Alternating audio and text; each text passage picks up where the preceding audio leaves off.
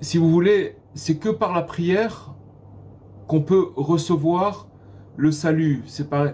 Si vous voulez, des fois on peut recevoir de la nourriture, on a dû manger dans le frigidaire, on a beaucoup de choses qui nous entourent et qu'on n'a pas prié pour ces choses-là.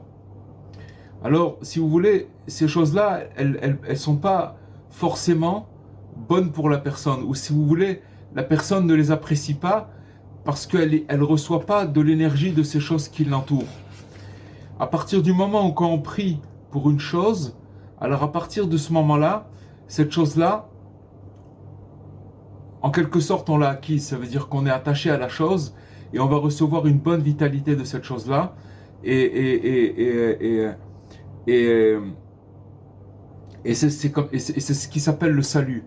C'est ce qui s'appelle de recevoir une vitalité de la chose pour laquelle on prie. Parce qu'il nous dit que car cette voie sacrée, qui est la Hitbod des doutes, c'est une voie antique qu'ont suivi nos pères, tous les prophètes et tous nos saints maîtres depuis toujours. Maintenant, ça c'est une explication, c'est une introduction, et maintenant il va nous amener des cas qui sont dans la Torah, dans des textes, où on va voir que tout tourne autour de la prière. On va commencer déjà à l'époque de Adam Arishon, le premier homme, que c'était le premier qui s'est adonné à cette pratique,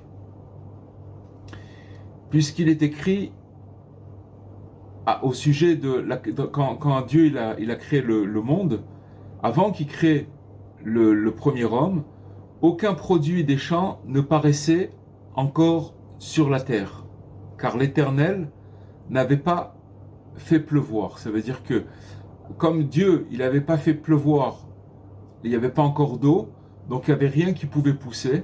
Ça on parle au moment où Dieu il a créé il a commencé sa création. Et d'homme, il n'y en avait pas.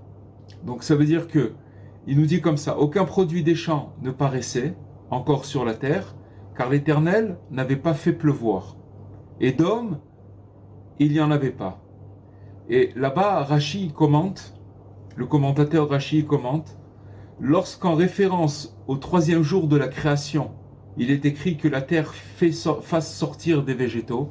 Donc ça veut dire que l'homme il a été créé le 6e jour. Et là on parle du 3e jour de la création, où Dieu il donne avec sa parole, il dit que les végétaux puissent sortir, d'accord, de la terre. Ces végétaux-là, n'avaient pas poussé quand même le sol. Ça veut dire qu'en vérité, ils avaient juste un petit peu, ils étaient à même le sol, ils n'étaient pas sortis de la terre. Jusqu'à ce que vienne Adam et qu'il prie pour que la pluie tombe. C'est ça qui nous dit Rashi.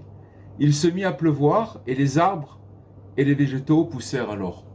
Donc ça veut dire que Dieu il a créé lors de sa création. D'abord, il nous dit qu'il n'y avait pas encore de produits dans les champs, d'accord, qui paraissaient sur la terre, d'accord, dans les champs qui paraissaient encore sur la terre.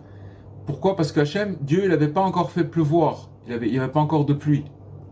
Ensuite, le 3e jour, il a donné aux végétaux l'ordre de pousser, mais ils sont restés à même le sol. Ensuite, l'homme est arrivé le 6e jour, et là, il a commencé à prier, et c'est là où Dieu, il a fait tomber la pluie, et que les végétaux, ils ont commencé à grandir. Donc, on voit de là qu'il manquait la prière de l'homme pour que les choses, elles commencent à se développer, que la terre, elle commence à se développer. Il manquait la prière de l'homme.